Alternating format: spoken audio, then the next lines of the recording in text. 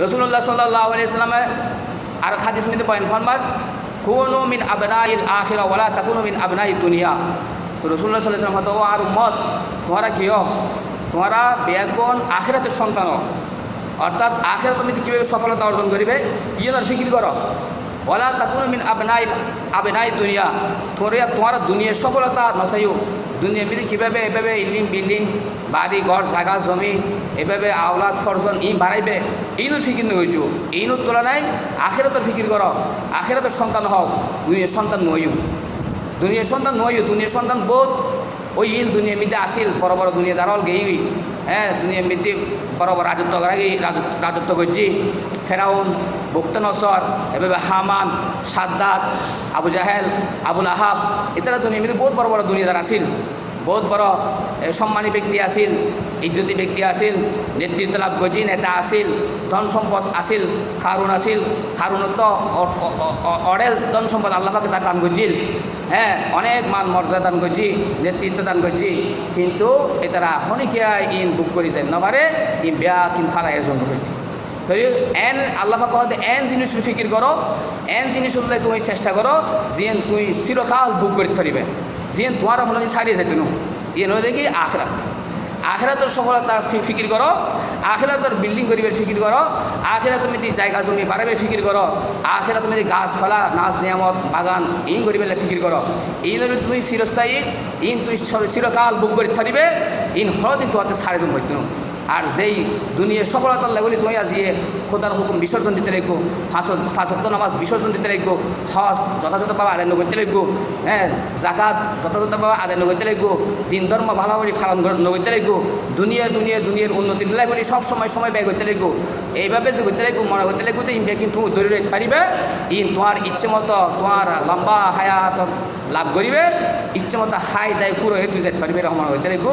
কিন্তু বুলোর মধ্যে আসো আজ পর্যন্ত অনেকে এরকম ন পারে বেয়া আপনাদের এভাবে সারিজন করছি বেকি সারা জিন্দগি বড় তার ইনভেস্ট বেয়া ব্যয় করি একখান বাড়ি ঘর করছি বুক করিবে সময় ফেলাই গিয়ে গই অথবা সামান্য দিন বুক করি ফেলাই গিয়ে গই। এখন সেই ধন সম্পত্তি যদি সৎভাবে যদি আয় উপার্জন করছি দই তাহলে তো বালা হাত আয় তার আওলাদ ফর্জন হল সুখে শান্তিতে তাই সোয়াবার বাকি হইব।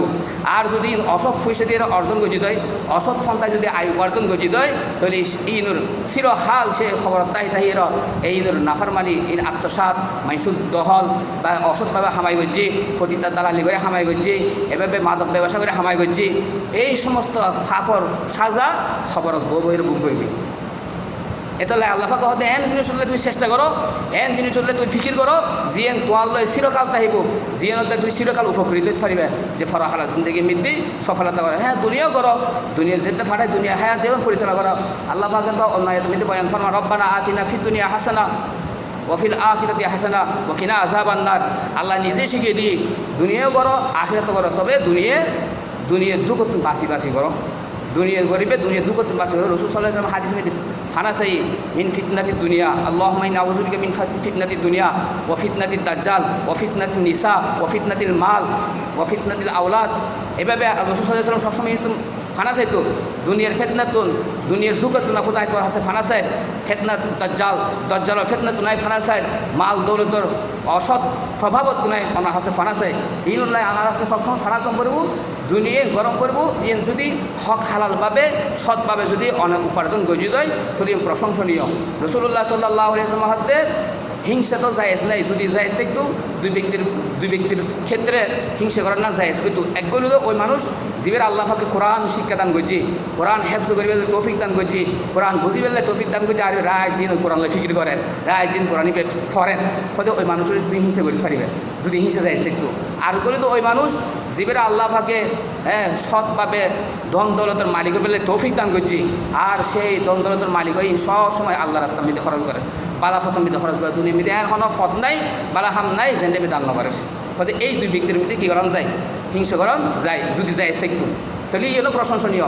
যদি সৎভাবে কেউ যদি পয়সা উত্তেজিত হয় এবং সেই পয়সা দিয়ে যদি আল্লাহর হকসমূহ আদায় করার দেয়, গরিব দুঃখের সেবা করার দেয়, জনগণের সেবা করার দেয়, আত্মীয় স্বজনের সেবা করার দেয়, নিজের ফুট নাতিহলের সৎ শিক্ষা দিয়ে পেলে ব্যবস্থা করার দেয়, সৎভাবে দুনিয়া মধ্যে হয়াত পরিচালনা করি পেলাই ব্যবস্থা করে দিতে দেয়, এগুলো প্রশংসনীয়। আর বলে দেখি কোরআন শিক্ষা লাভ করছি কোরআন বুঝিবে তৌফিক হই আর এই সুবে কোরআনই বে লাইক দিন তেলাওয়াত করে কোরআনই বে ফিকির করে তর্জমা করে তফসির করে এবে ইনলে ব্যস্ত আছে এই দুই ব্যক্তিদের প্রশংসনীয় এই হলো দেখি প্রশংসনীয় ব্যক্তি তো